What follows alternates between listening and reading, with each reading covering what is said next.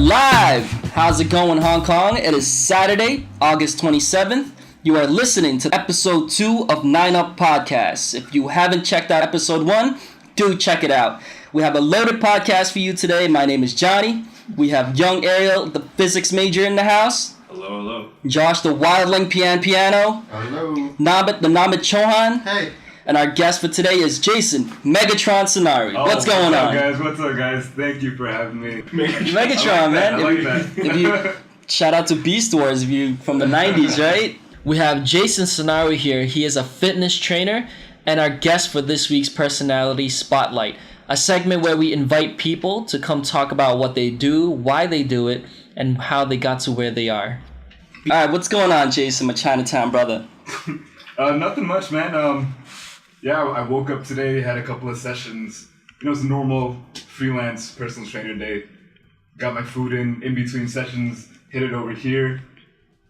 I'm chilling with you guys. Yeah, now you're here. Okay, it's awesome to have you here. So, this fitness thing, so how'd you get into it? I mean, because in high school, I always see you coming in and out, and I would never imagine you becoming a fitness trainer. Seriously. Seriously. Well, like even back in high school, I remember always just wanting to get out and play, you know? So like I was always like trying to play basketball, go to the gym, do some boxing and stuff like that. So I always felt like I needed somewhere to spend my energy. At the same time, like I was an angry kid, man. So I needed to punch something all the time. You know, if not punch something, like lift something or you know, do something to source out some of that. Yeah, to vent basically. Yeah, so I stepped into the gym one day and then I just like, you know, that feeling of thinking that, I might not be able to lift this thing, but then you actually do it, then you're like, you know, like that feels that good. kind of, so it gets addicting, you know? So you just do it over and over. Wait, how old were you when you started? The first time I went to the gym was 18. Oh, yeah, so I was 18. That's a good age. You've known him for a long time, but I feel like one day he just suddenly Bam! Like, whoa, I don't remember. Yeah, like ninja small about J. it, man. I was ninja. Ninja gymming. Where are you? Like, I don't know nowhere. you can hear in the back. Jason, I got a question for you actually. Since I've only known you starting today, so so you said you were an angry kid. Now, how angry were you? Because like they say you were like a skinny little guy. Now, how much did you lift? I mean, How much does an angry kid have to lift to become like this? Is that what you're asking? Or maybe how angry do you? How angry do you have to be? Yo, you gotta step into the gym or wherever you are, like a park or what, even like working out at home, you gotta go freaking Bruce Banner Hulk mode, like that kind of angry. You know, like you gotta spend all your energy, and then your body.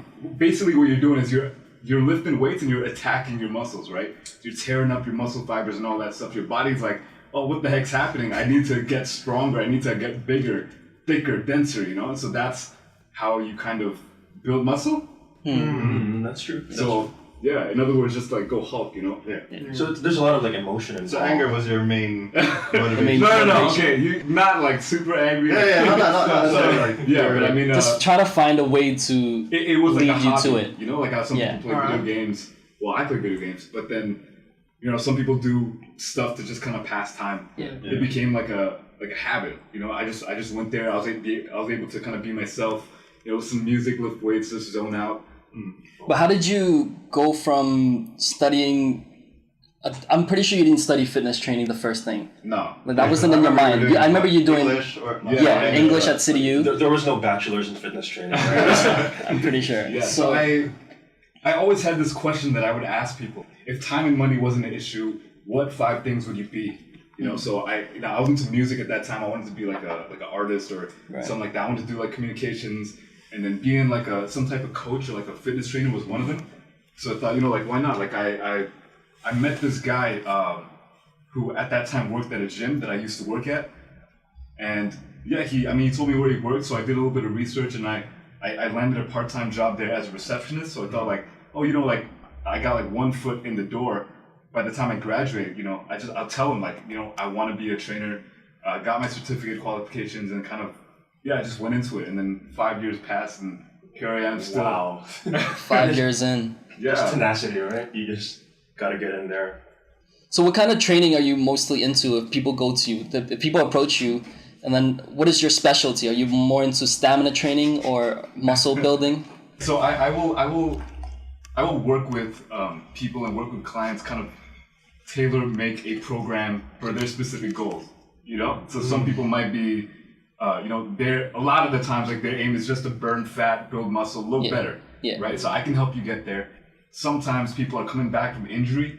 How do you go to the gym and work around your injury? How do you get better from it? Yeah. Then you build a program from there. Other ones where, it's just little things like can you guys just like posture, So I mean, it really depends on the goal of the client. Yeah. So what are most of the clients that you get? Like, what are they looking for? I would say 90% of them are like, they just want to look good. Yeah. Okay, so that's. Why else would we go to the gym, right? If not to look good. I see on Facebook that you've been advertising your company. What's your company called? Currently, I'm still in the process of actually choosing a name to like register this company. Right. I'm in the middle of leaving a partnership and then opening up this one. But yeah, you can check it out. It's Sunday Shred. Yeah. So I'm currently pushing that on Instagram, Facebook, but working on opening up a website, all that stuff. Just kind of get like a community growing. So that's my goal right now. Yeah. So what's the program like on Sunday? Because I see a lot of people running stairs, doing this more stamina training. It looks really fun. Yeah. And I see people running down the street, picking up something, coming back. Yeah. So it's very stamina based. I see it wasn't mainly basing on muscles. So that's really cool. It's like stamina training. So what's that all about? I think I feel like a lot of people, they don't really want to pay like hundreds of dollars to join a gym. Yeah. Monthly, Yeah. You don't have to like travel all the way to the gym, pay a monthly membership, just spend an hour there, whatever. So this is very cost efficient. You can bring your friends. We just kind of group up, get together, and we make it fun. There's like games, relays, stuff like that. But we make sure that everybody gets a good workout in, especially for people who, they're not sure what they want to do, but all around it's great conditioning, for the heart.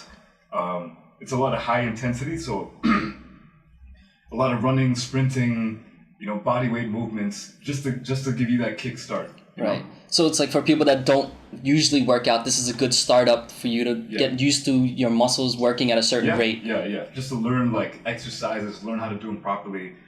Just kind of get that push that you can't really get, when you just by yourself at home or by yourself at a gym. Yeah. Everything's more fun in groups. Yeah. I saw this very educational game that they were playing with running, with the Tic Tac Toe. You hold on. Have you seen that? Oh, is it like a relay? And like a relay Tic Tac Toe. I think that is. You throw the no beanbag into. Yeah, I think that is so fun. That looks really fun. It is. It's like next time you go to the beach or something. Right, it's like a 3-on-3 thing, and you just run back and forth. If you run faster, then you can get ahead into the game. Yeah, that's really interesting. Yeah, that definitely sounds like you gotta come up with more games like this. Yeah. So how often should you go to your program? Well, right now I'm just running it once a week. I do have separate ones for different people. Say different groups, like say corporate groups. Like say if them and their team, they want to do like a team building workout thing. I'll train with them during the week sometime. Or if just a group of friends, they want to work out together, then I'll organize one with them. So Sundays is the sure one. Other than that, there's maybe one or two more during the week. Right. So what do you, besides on Sundays, then what are the other training programs that you have during the week? Other than that, I work one-on-one with clients. Right. So I think that takes the bulk of my time. But with this group thing, I really see potential. I really feel like it sounds a lot of fun. Yeah, it's like a lot of fun. I feel like there's really great feedback. People are asking questions like, "Hey, can I bring my friends to this, that?" Yeah. What's the time schedule like if we do want to participate in it? Well, currently we're doing Sundays either 10:30 or 11. I have a Facebook group that I'm open. You can just join that. Search Sunday Shred HK. Yeah, so we'll put that on the link below. We're following with this podcast. So if you do want to participate in this, please follow and then check out Jay's program. That's really cool. And how much would it cost to join? Well, first time, you can just come in for free, just but right now it's a $150 drop-in. So there's no I won't ask you to do a monthly commitment or whatever. Just come and pay as you go or pay as you like. I'm not. Yeah. You're not California. Yeah. Ooh.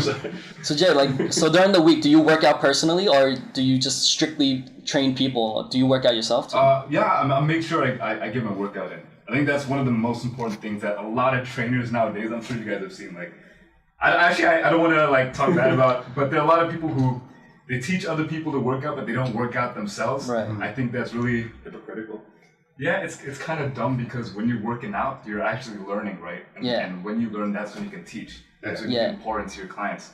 Yeah, so I make sure that I'm doing stuff 4 to 5 times a week at least. What kind of workout are you doing with, you do one day fully arms, or what kind of, what's your standard, or what are the things that you would recommend people doing? Do you have a set things that you do? People? Yeah. Yeah, I think it definitely differs for different people, depending on what they want to do.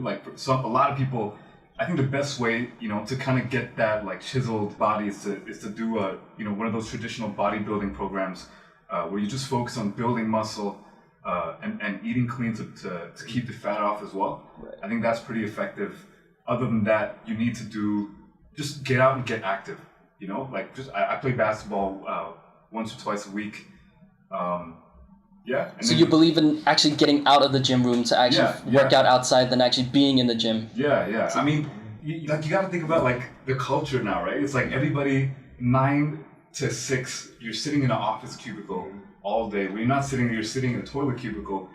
When you're not, you're fighting for a seat on a bus or a train to get home. Then you come home, you sit on the couch, right? It's all just, we're not meant to be like that. We're meant to be running, jumping. Yeah. That makes a lot of sense. Yeah. So that's what I really want to encourage people to do. Just get out and get moving. That's my idea of when people ask if evolution was ever real, and then because I would think that back then we would look like a certain way because of a certain things that we have to do, because we weren't always given food. Think about the times when we had to hunt. Yeah. We had to look certain different ways because we had to hunt certain way, right? Yeah. So we had to become sort of a primal state to search for these kind of food, right? So because of that time period where things got easier, we start to tend to get away from our primal state. Our hands started to look a little slimmer. It wasn't as big back then. So when people talk about evolution, I mean, it could be true, but it's not what you're thinking, that we actually turned from monkeys, but we're actually going from one state to another. Yeah, just remember, what's that Pixar movie about robots? Oh, WALL-E? WALL-E. Yeah, Everyone's fat on their chairs. Yeah, man. That's actually a really good point. That's a really good point. We're getting there. We got those sort of hoverboards, they call them? Hoverboards. Yeah. Hoverboard. Yeah. So that's kind of less walking. It's good It's for no a city walking. It's zero walking. Actually, it is zero walking. Yeah. I saw a guy in Mongkok the other day, at 12 a.m. on a hoverboard. Just he's zooming past me. I was like, what's that where about the hell am you when you were living in the States? You said you were doing no walking at all. And when you came back here to visit the other month, half a year ago, you were doing 10,000 steps a day. Yeah, because compared to your 200 in the States. Even if I have to go half a mile, I'll just drive. No one walks there. It's weird. So Jay, what about your diet and stuff? What kind of things are you into eating? Do you believe in a person has to be a certain weight before they work out to get fit, or can they actually go from being slim to working out to building muscle? It's what is your philosophy behind working out? It doesn't matter where they're at. They could be crazy, 200 pounds overweight, or 100 pounds underweight, whatever. Well, that's crazy exaggerated. But, it doesn't matter where their starting point is.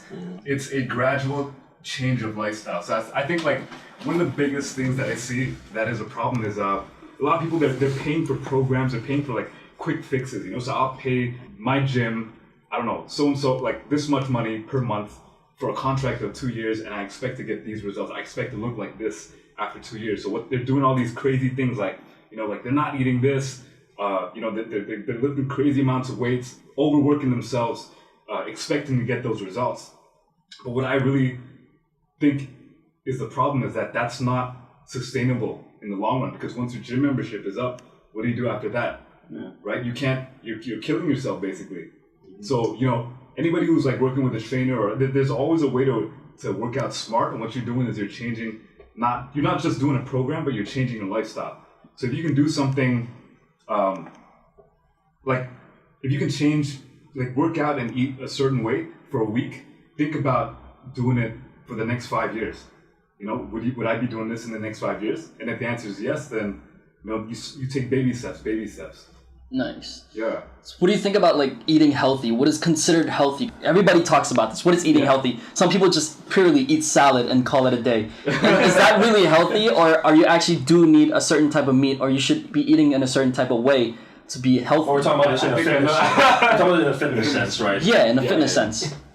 There's got to be a balance, man. You can't just eat a certain type of food and expect your body to be fully functional and fully, you know, to the as strong as it could be, as healthy as it could be. There's got to be a balance of meat because you get nutrition and vitamins and minerals from certain foods that you can't get in other foods. And if you restrict your diet to just a certain type of food, you're starving your body of something else.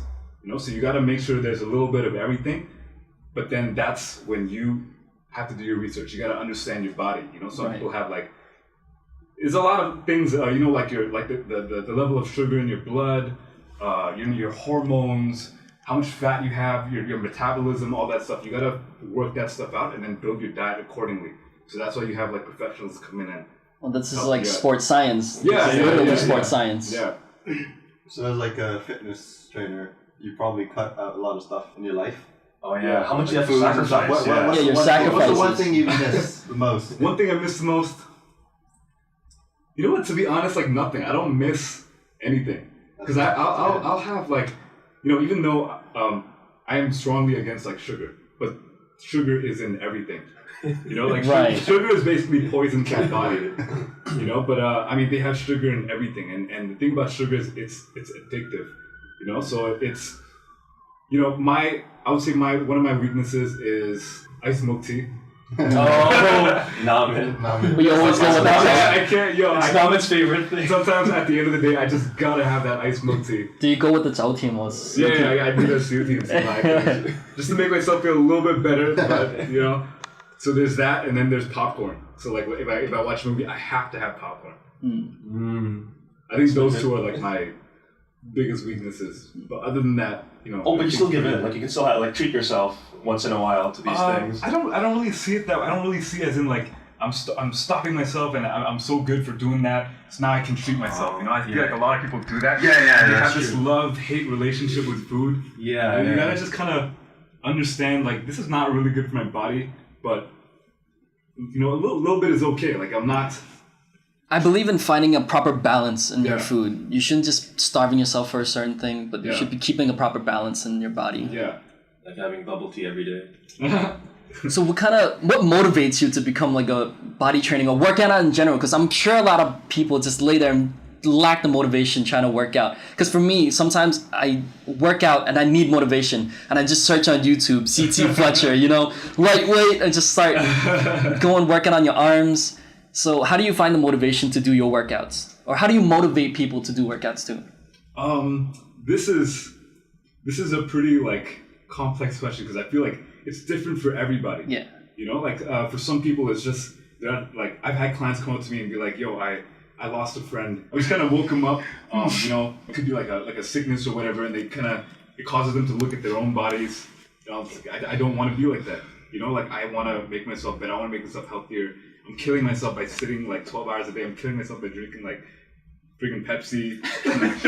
No, what about for yourself though? For yourself, how do you Oh, find the motivation for yourself? Motivation. It's just become a part of who I am right now. You know, I feel like giving back to people, like helping people, makes me feel alive. You know, like so when I'm working out, when I'm learning. You know, I'm making friends. I'm learning. I go to the gym. It's not like oh man, I got to go to the gym and get my workout in, and then I feel so much better about myself afterwards. It's just like I do it because I want to be there. It's like how, you know, like somebody who likes to read goes to the library. You know, it's like it's enjoyable for them. You know, it's become like that for me. It's like a part so you find your passion in it. You have to enjoy it, and that's how you fall in love with it, right? Yeah. And you work out. And I would say if it's not natural for you, do a little bit of research and find out how it's good for you. Plant little seeds in your mind. You know, just be like, oh, like.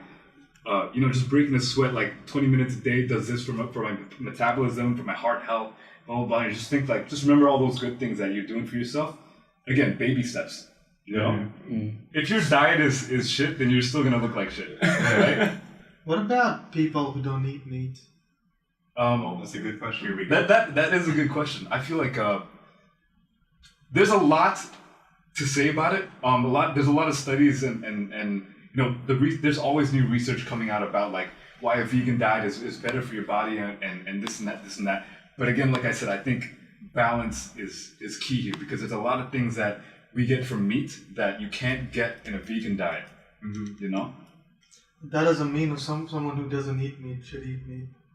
So yeah, I mean, I know some bodybuilders who they look great, they're healthy, but they're only on vegan diets, you know. But I can tell you that they can't do it without supplementing themselves, you know, with other products and stuff like that to get boost from somewhere else. What they're not, yeah. So what do you think about that? Supplements? Yeah. How necessary is that for a person? Yeah, again, you got to take a look at your diet and your lifestyle. But again, supplements are exactly supplements, right? They're not supposed to replace anything in your proper diet. So sort out your diet, get that, you know, nice and solid first, and then whatever you know that you lack, you know, take the supplements. Wise words. That's good. I like it, man. Very scientific. So before we move on to the next segment, Jay, do you have any fitness advice for our audience?